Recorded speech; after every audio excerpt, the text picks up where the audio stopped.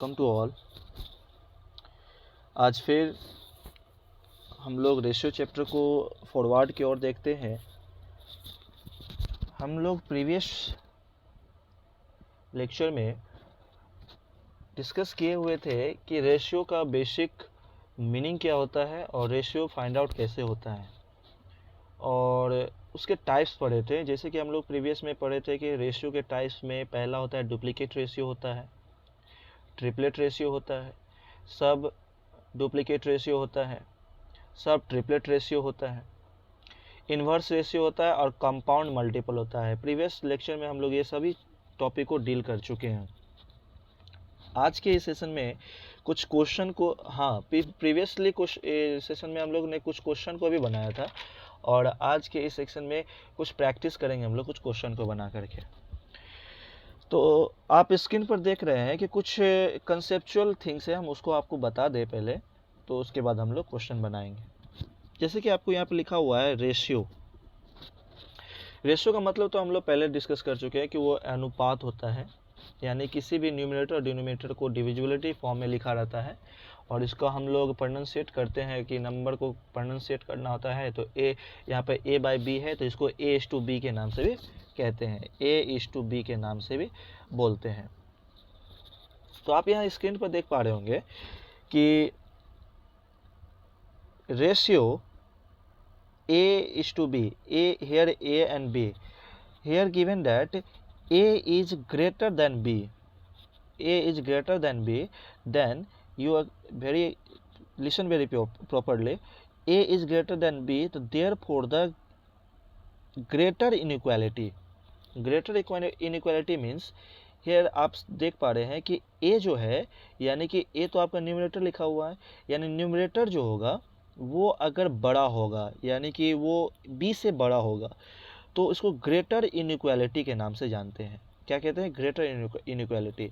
If A is less than B, what happen if what will happen if A is less than B, then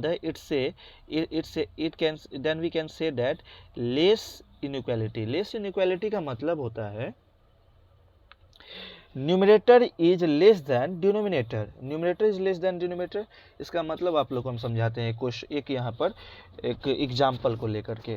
जैसे कि क्या होगा, यदि ए आपका ए और बी ए बाई बी है, तो ए यदि क्या है आपका ए इक्वल टू हो जाता है, हम पहला वाला सिचुएशन को डील कर रहे हैं, ग्रेटर इनइक्वालिटी को।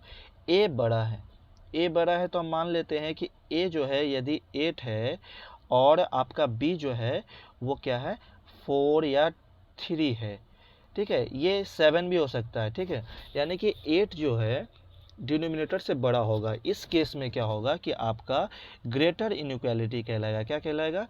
ग्रेटर इनइक्वालिटी, ठीक है, ग्रेटर इनइक्वालिटी कहलाएगा।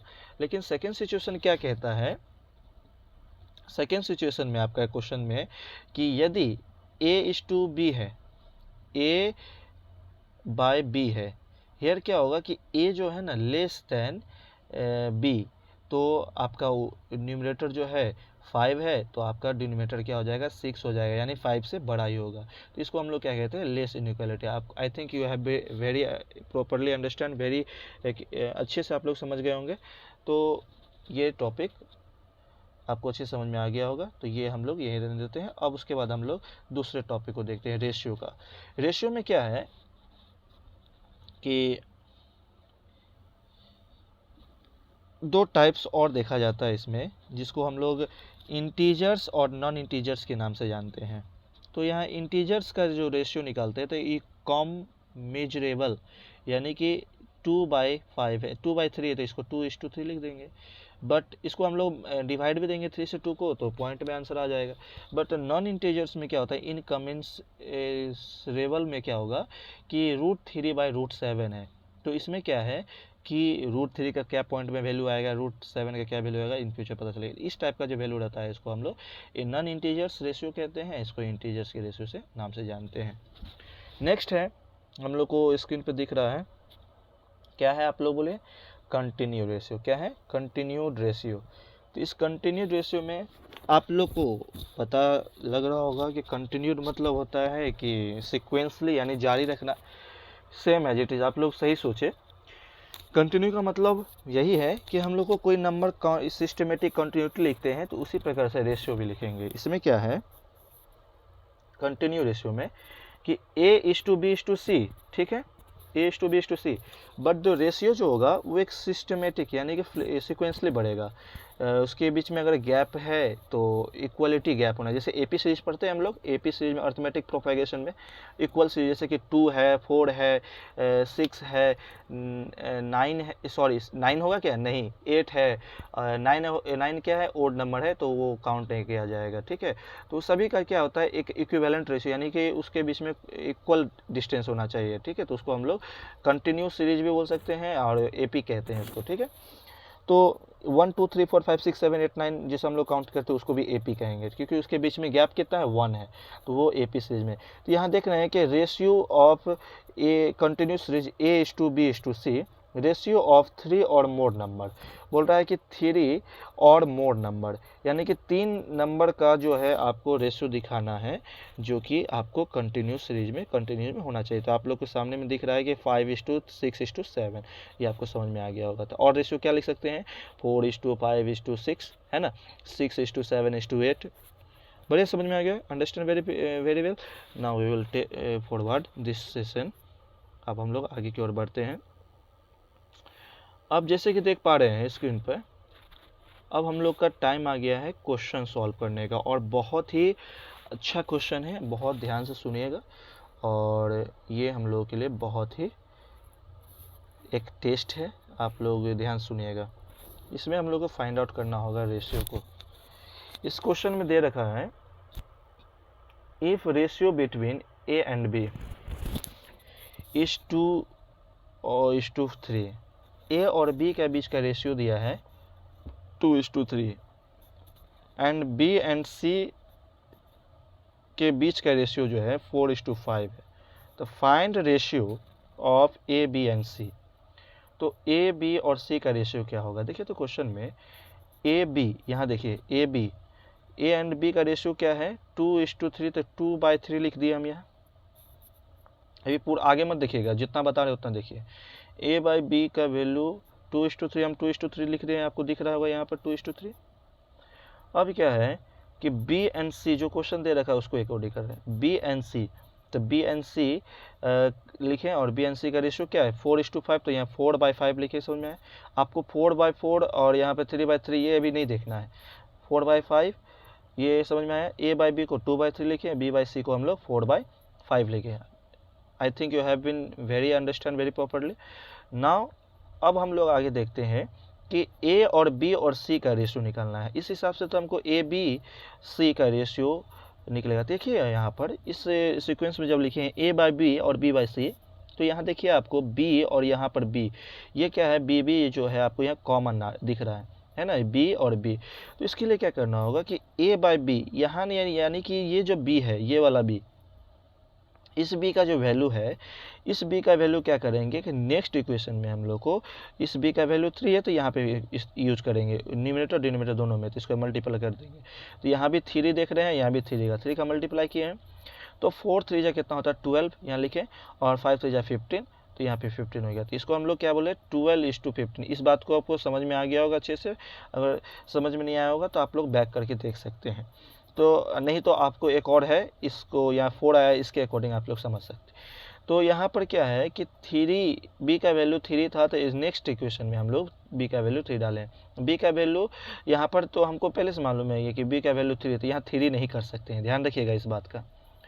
अब क्या है कि बी का वैल्यू यहाँ 4 दे रखा है, तो बी का वैल्यू जो 4 दे रखा है इसमें, तो बी को क्या करेंगे, ये जो b का वैल्यू 4 है, क्योंकि आपको आप एक बात ध्यान रखिएगा, b को ही क्यों लिए, क्योंकि b जो है यहाँ पर कॉमन आ रहा है, b और b, तो इसलिए हम b को कॉमन लिए हैं, b कॉमन है इसलिए हम लोग b को ले रहे हैं। b का वैल्यू 4 जो है, इस 4 को क्या करेंगे कि फर्स्ट जो पहला इक्वेशन था उसमें वो न्यूमरेटर डिनोमिनेटर में मल्टीप्लाई कर देंगे, तो 4 बाई 4 हो जाएगा। तो 2 मल्टीप्लाई 4 इक्वल टू कितना हो जाएगा 8, और 3 मल्टीप्लाई 4 इक्वल टू 12। तो यहाँ पे हमारे पास क्या आ गया 8/12 और 12/15। तो आप यहाँ देखिए कि 8/12 यानी कि b का वैल्यू यहाँ भी 12 है और b का वैल्यू यहाँ भी 12 है और b का वैल्यू यहाँ भी 12 है। तो यानी 8/12 और 12/15। तो यानी a का रेशियो क्या है, a इक्वल टू 8, तो a/b/c लिख दिए, a इक्वल टू 8 लिखे। और उसके बाद क्या है b12 है, तो b इक्वल टू 12 लिखे। उसके बाद नेक्स्ट क्या है c आपको पता है 15 है, तो c को लिए हम 15 लिख दिए। ये आई थिंक आपको अच्छे से समझ में आ गया होगा। अब क्या है कि ये क्वेश्चन हम लोग समझ में आ गया, तो यहाँ पर क्या हो गया a और b/c का रेशियो क्या हो गया 8:12:15। समझ में आ गया। चलिए एक क्वेश्चन और हम लोग बनाते हैं, क्वेश्चन आपको दिख भी रहा होगा, इसको हम लोग बना लेते हैं। ये क्वेश्चन प्रीवियस क्वेश्चन की तरह ही मज़ेदार है, चलिए बनाते हैं और मज़ा आएगा बनाने में। इस क्वेश्चन को देखिए, ratio of A and B का रेशियो 3:5 दे रखा है, एंड बी एंड सी का रेशियो 2:5। प्रीवियस क्वेश्चन की तरह ही है। तो ए और बी का रेशियो दे रखा है 3:5 एंड बी एंड सी का रेशियो 2:5। तो पता कीजिए कि ए और बी और सी का रेशियो क्या होगा। तो ये प्रीवियस क्वेश्चन की तरह ए और बाई बी लिख दिए, ए और बी का रेशियो 3/5 ठीक है, और बी और सी का रेशियो क्या है 2/5 ठीक। बी कॉमन आ गया, ये b का वैल्यू कितना है यहाँ पर 5, तो 5 से मल्टीप्लाई कर दिया नेक्स्ट इक्वेशन में। तो यहाँ पर क्या हो जाएगा 2 5 जा 10 और 5 5 जा 25। और यहाँ पे b का वैल्यू दे रखा है 2, तो b का वैल्यू जब यहाँ 2 दे रखा है, तो ये जो 2 है इससे पहला इक्वेशन में मल्टीप्लाई कर देंगे ऊपर नीचे दोनों, तो 3 2 जा 6 और 5 2 जा 10। तो आपको यहाँ b और b कॉमन है, देखिए यहाँ भी b का वैल्यू क्या है 10 है और यहाँ भी b का वैल्यू 10 है, यानी मेजोरिटी जो है आपका b का वैल्यू 10 ही आ जाएगा। तो हम लोग क्या करते हैं a/b/c का वैल्यू जो है हम लोग लिखेंगे, यहाँ पर सामने नीचे लिख रहे हैं। a जो है आपका 6 है और b जो है आपका 10 है, यानी ऊपर नीचे दोनों देख रहे हैं 10। c जो है आपका दे रखा है 25, यानी कि मेरा a/b/ का c का वैल्यू जो है 6:10:25। आई थिंक आपको अच्छे से समझ में आ गया होगा, और हम लोग नेक्स्ट वीडियो में और सारे क्वेश्चन को बनाएंगे। अभी के लिए इतना ही। Thank you for watching this video.